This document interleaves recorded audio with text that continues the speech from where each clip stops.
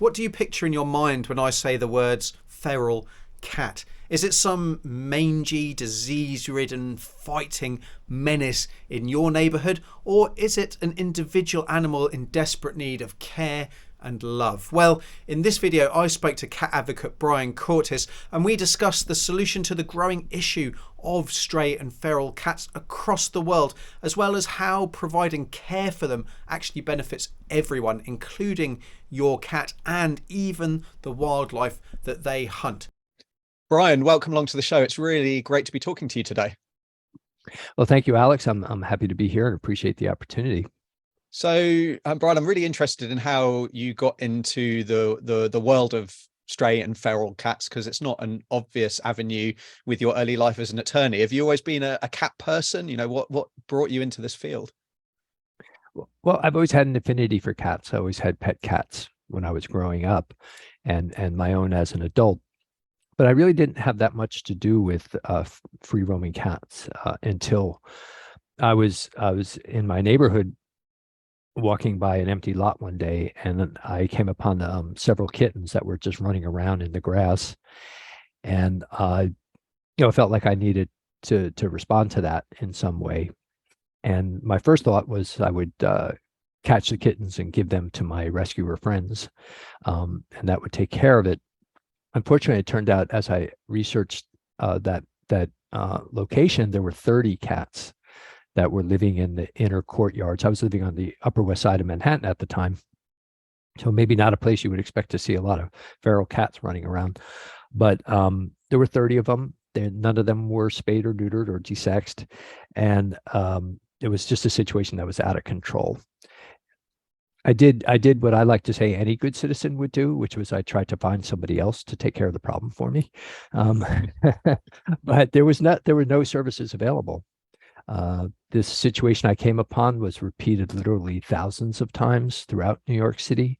The shelters were overwhelmed. They didn't want feral cats. They didn't have services for veterinary treatment for them. So I was advised, why don't you try to desex them and then take care of them where they are. And that seemed like a kind of an odd notion to me at the time. But I tried to rescue and place a couple of them, and then one poor foster girl, a college girl, the cat destroyed her brand new couch, and then by peeing all over it, and then we had to take her stove apart because the cat was hiding behind it, and it became apparent these were not particularly adoptable animals. So we went ahead, myself and a couple of neighbors, and we got them fixed, put them back, took care of them, found homes for the easily socializable kittens. And it turned out to be a very successful project. Population went from 30 to about 12 with the adoptions. The nuisance behavior that people were complaining about went away. And it was so successful that the next block over wanted us to do the same project because they had a colony of feral cats in their alleyways. So we did that. And then we worked in the park in that part of Manhattan. And then we ended up working throughout the neighborhood over the next couple of years, just as volunteers.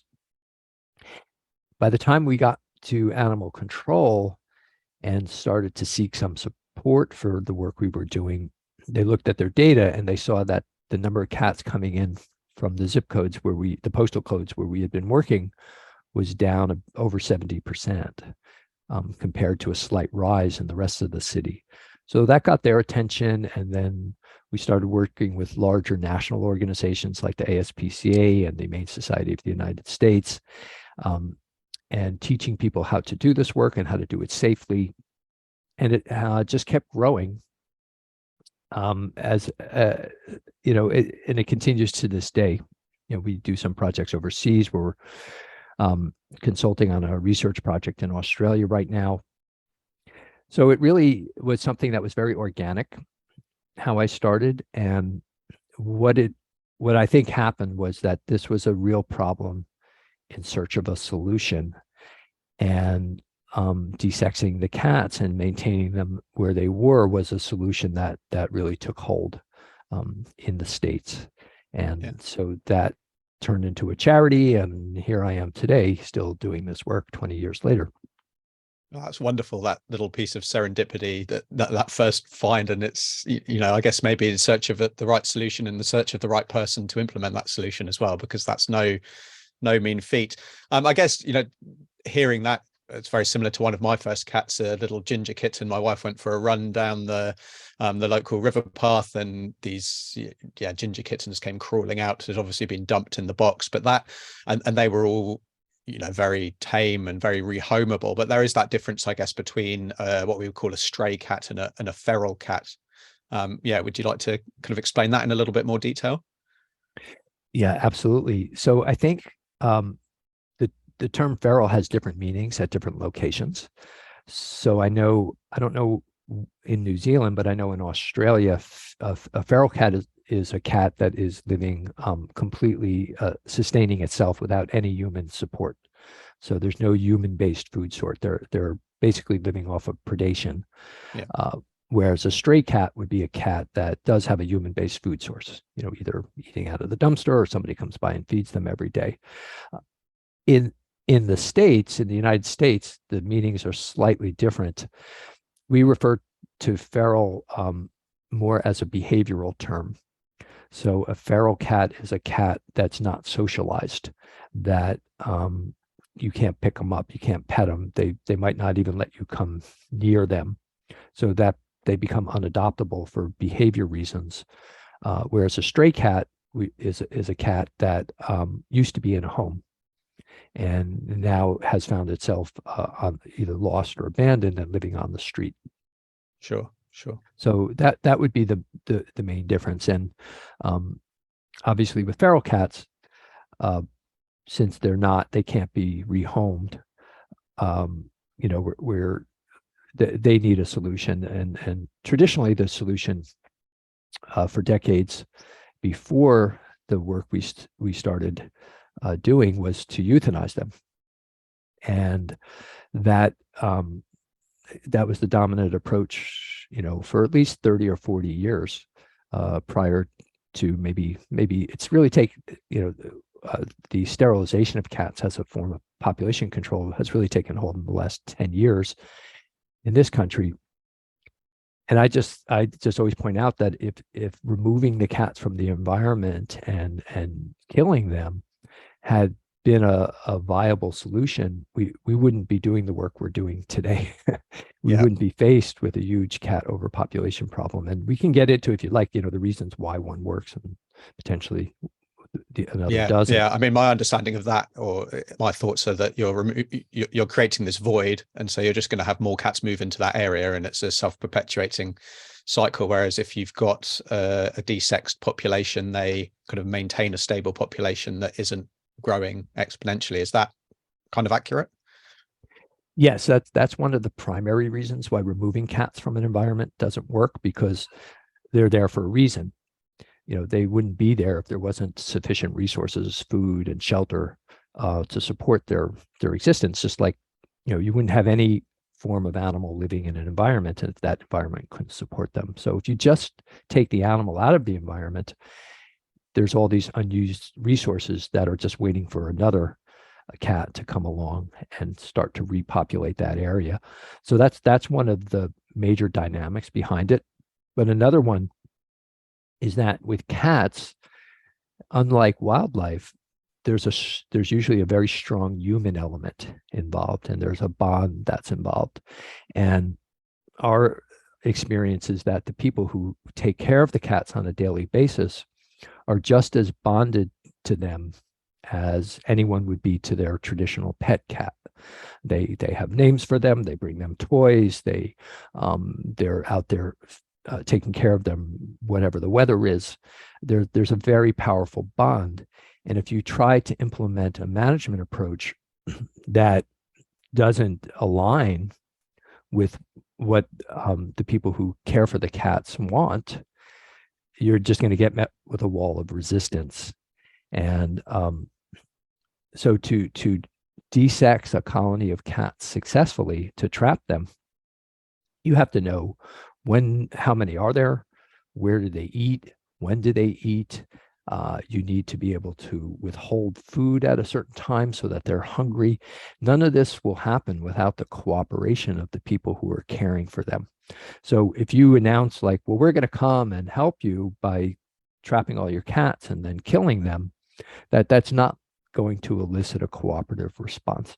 On the other hand, if you come in and you say, you know, we'll remove cats, but only with your consent if we think they're adoptable. Otherwise, we will return them, and you won't be dealing with kittens every 6 months. That usually does elicit a cooperative response. Sure. So between the vacuum effect and the need to work with caretakers, the desexing is a more successful strategy in our experience. Yeah, I was wondering if you found that once they've been desexed and then released back into their environment, that they are healthier, because I'm thinking of the drive to fight and mate and all that kind of thing and the diseases that are associated with that. Do you find that in your colonies that are full now of desexed cats, that they're actually healthier individuals as well? Yes, absolutely.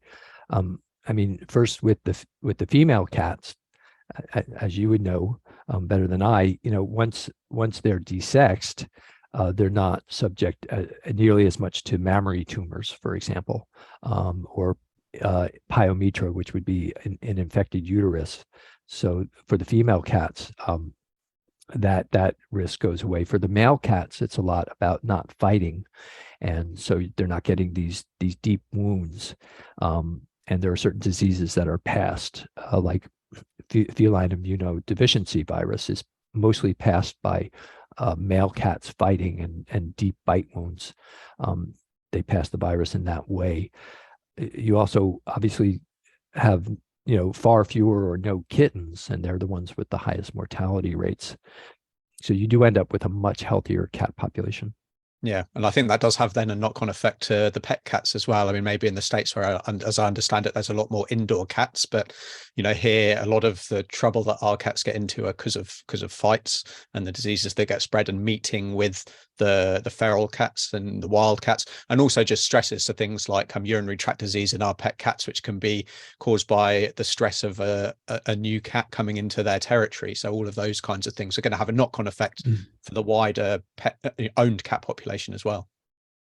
Yes, yeah, absolutely. And something we often observe behaviorally is that once the cats are desexed, a lot of them kind of mellow out, and they start to become more, within a year or so, they become more social, and there becomes more of a possibility of placing them in a traditional home, if that's a desired outcome.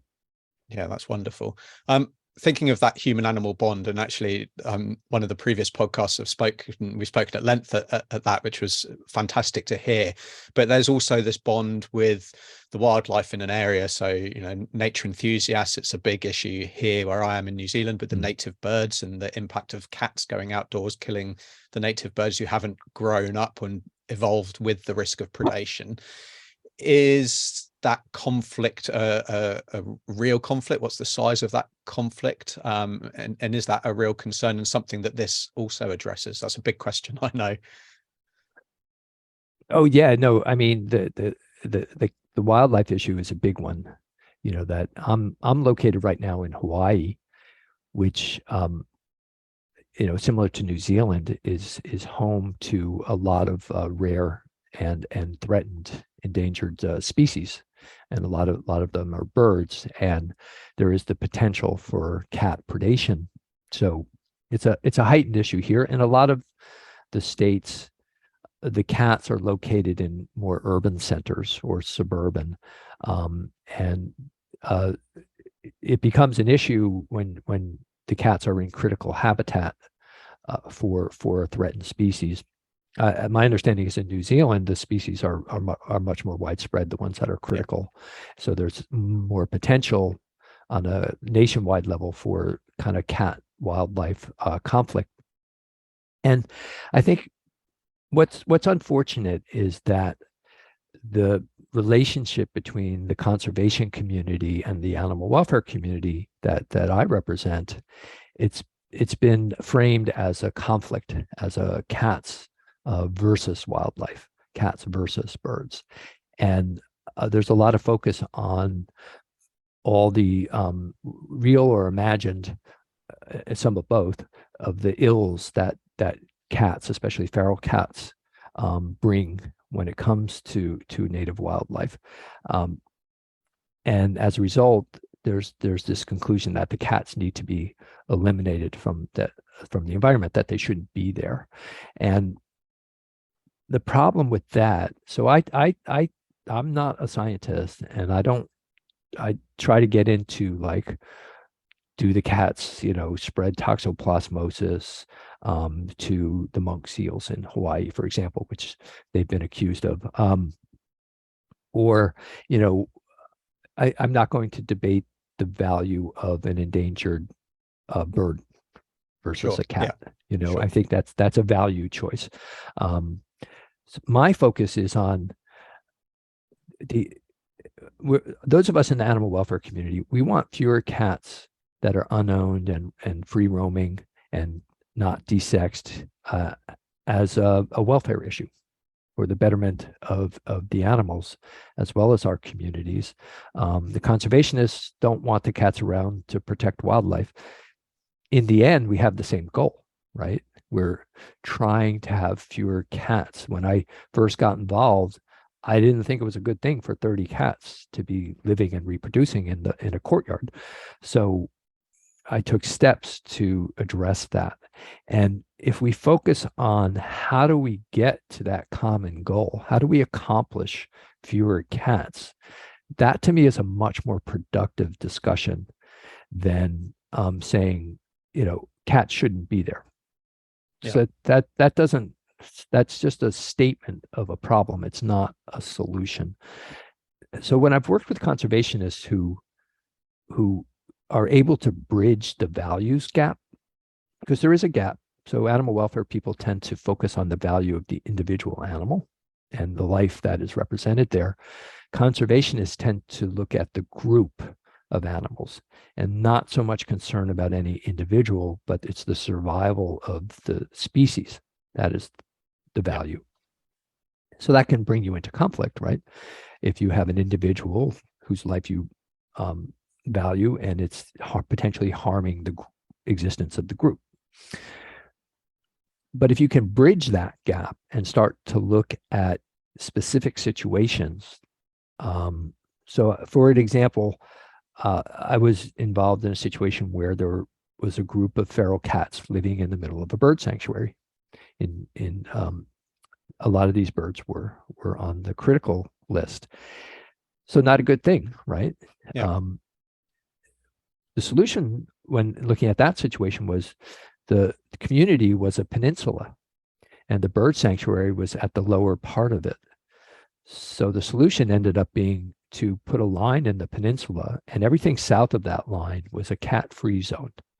So if a cat stepped into that zone, they were trapped and they were moved out of it, and they were relocated north of that zone. And if they were repeat clients, they would be relocated off of the peninsula.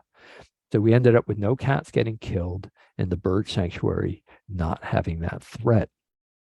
Every situation is going to have a different set of circumstances and a different solution. And sometimes the solution is going to be to sterilize the cats, even though there's critical species nearby, because it's impractical to remove them all. So if we're talking about like a large public open space, I'm thinking of a park near San Francisco where there was a trail along the water, along the bay, and hundreds, if not thousands of people used it on a daily basis.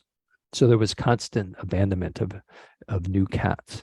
And there was also a critically endangered ground nesting bird. But to have swooped in and try to remove a couple of hundred cats and then change the environment so that no more could be abandoned there and thrive there was really kind of not a feasible solution. So what was done was the cats were desexed, the adoptable ones were removed, their feeding was situated as far from the nesting areas as possible. And over the next several years, the cat population significantly declined and the bird population rebounded. So there's no one size fits all, and we need to get past this black or white thing, like that there should be no cats at all, right? That's very black or white.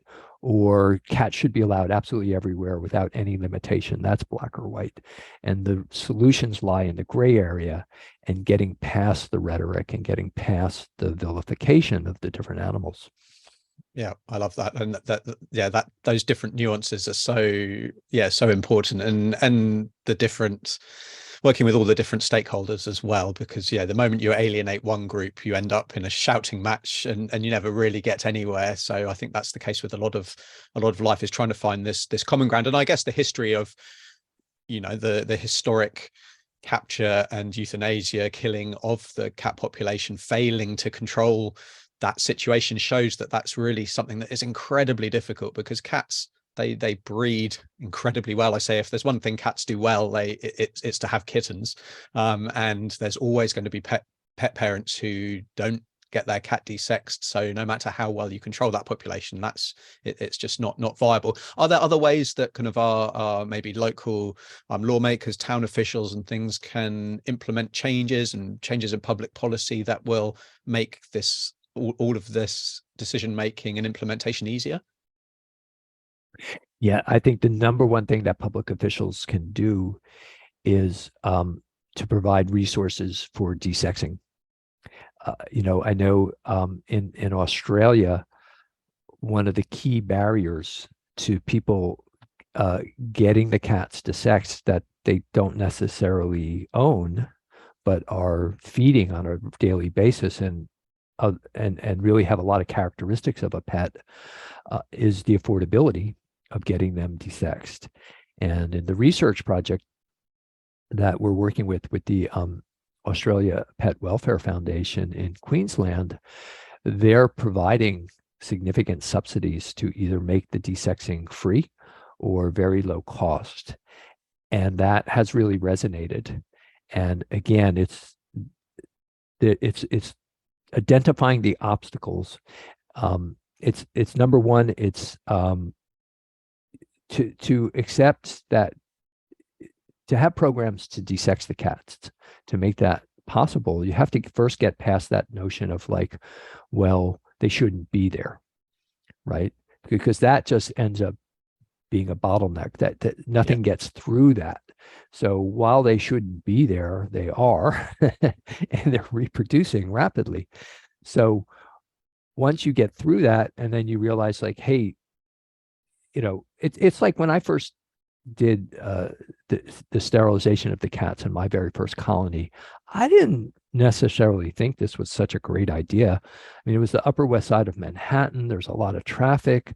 I was still of the notion that all the cats should be in homes. I was skeptical. Yeah.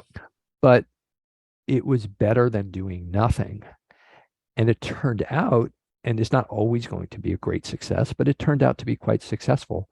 So if you accept that desexing is a viable strategy, then you need to identify the reasons why people are not doing it. Is it because if they bring in a cat they don't own and they say they're going to feed, that they're feeding them, that they're subject to some type of criminal penalty? Is it the cost? Is it the lack of knowledge of how to handle these cats in a veterinary setting? Because especially the feral ones, there's some, without basic knowledge, it's very challenging. When we first started bringing trapped cats to veterinarians and they didn't know anything about feral cats, we had a lot of cats that ended up in the ceilings of veterinary offices because they would try to transfer them into cages and they would escape. So we've developed techniques where they never leave the trap unless they're sedated. So there are basic ways, but you have to teach people that. So, at finding the barriers, why aren't people getting the cats desexed now? And then as public policy, overcoming those barriers is going to make a huge difference. And also removing the kind of negative image of the stigma that often comes from authorities when they're not really understanding the advantages of desexing. So people who are feeding the cats are can be villainized, and that all discourages people from coming forward and having them do the right thing. Sure. So, Sure. we call it, we tell people we want you to be a feeder, but we don't want you to be a breeder. Right. So, but if you try to shut down the feeding and you drive them underground, they're never going to work with you. Yeah, I think it's recognizing where those people are coming from, because I guess in society there's the stigmatization of the crazy cat lady, or the person who goes out and has got the neighborhood of cats, and they're not maybe respected, and they're thought to be a little bit crazy, but that often couldn't be further from the case. They're very caring individuals who are really wanting the best for these animals and thinking of them as individuals, like you say, rather than as a population group where the individual doesn't matter. And it's a stereotype.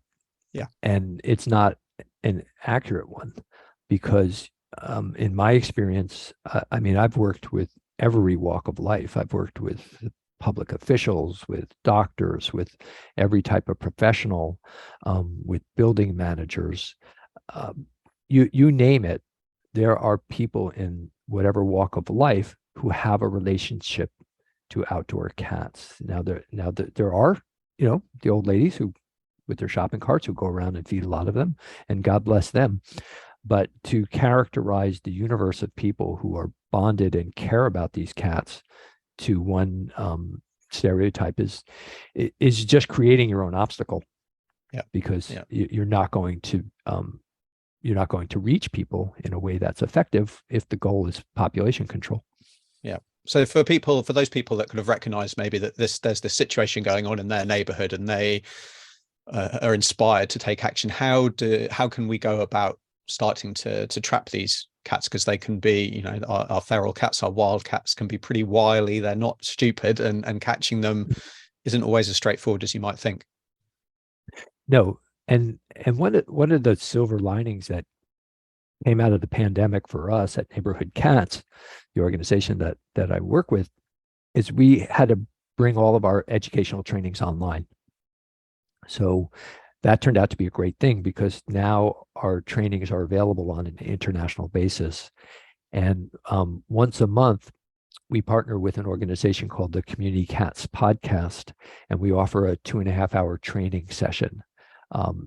If people can't attend it live, they can then they have like 10 days, a week to 10 days to watch the recording, and it's a certification. So you can show, that you've been trained. And we go over the basics of how to trap cats. From first, for example, a lot of people don't know you have to establish a feeding pattern. You don't just show up with a bunch of traps and spread them around the neighborhood. You train the cats to be at a certain place at a certain time. You need to have the right equipment. You need those basic handling techniques for using the trap as a cage, so that they don't have to be transferred. So we go through all of that. If anybody is interested, they can go to neighborhoodcats.org, and on the homepage, you'll see a schedule of upcoming workshops, or you can go to communitycatspodcast.com, and they have a list of the workshops that they host for us. So that would be a great first step, is to get that training and get that certification, and then you're off and running. Then it's then a matter of getting having the right equipment, and then working with a veterinarian who will, if you go to neighborhoodcats.org, again, we have materials for veterinarians on how to handle cats.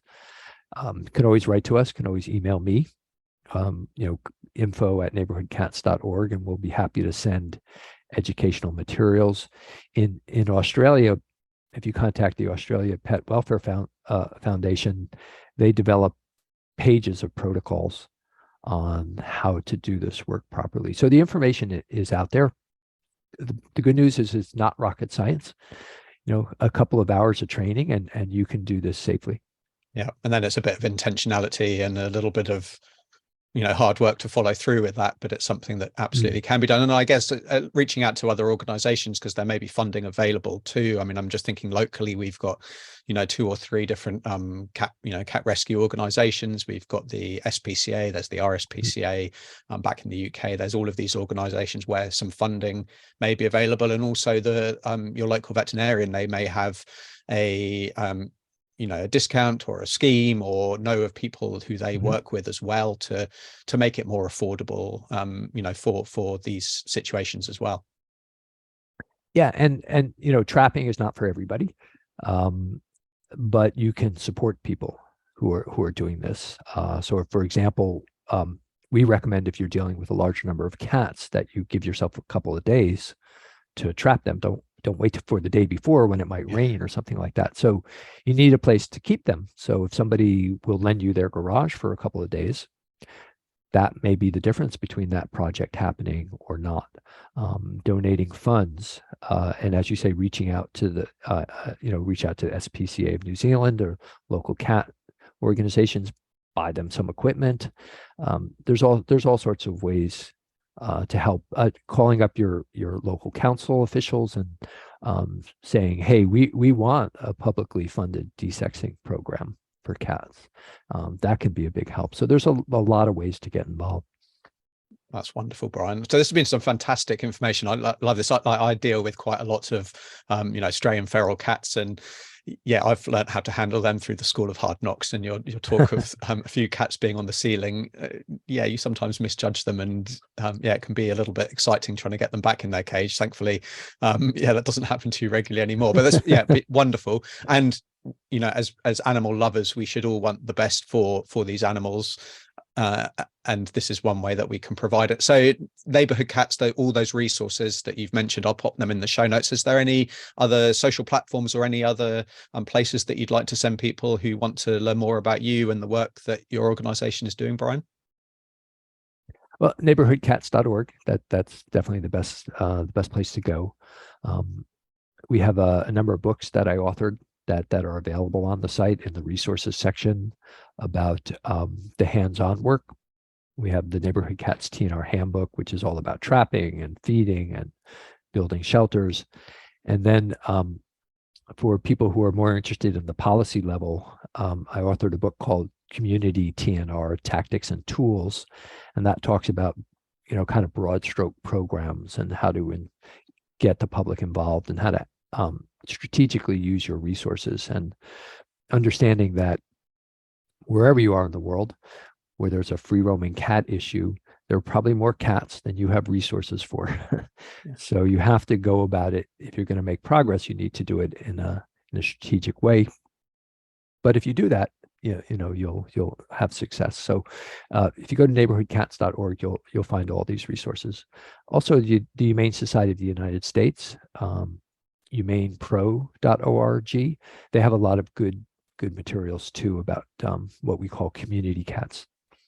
Fantastic. Well, Brian, thank you so much for joining us today. Thank you for sharing your expertise, and thank you so much for the work that you do. It really is so very important. Well, thank you so much, Dr. Alex. I appreciate the conversation, and I think exciting times for New Zealand, and hopefully progress will be made. Absolutely. Take care. Bye-bye.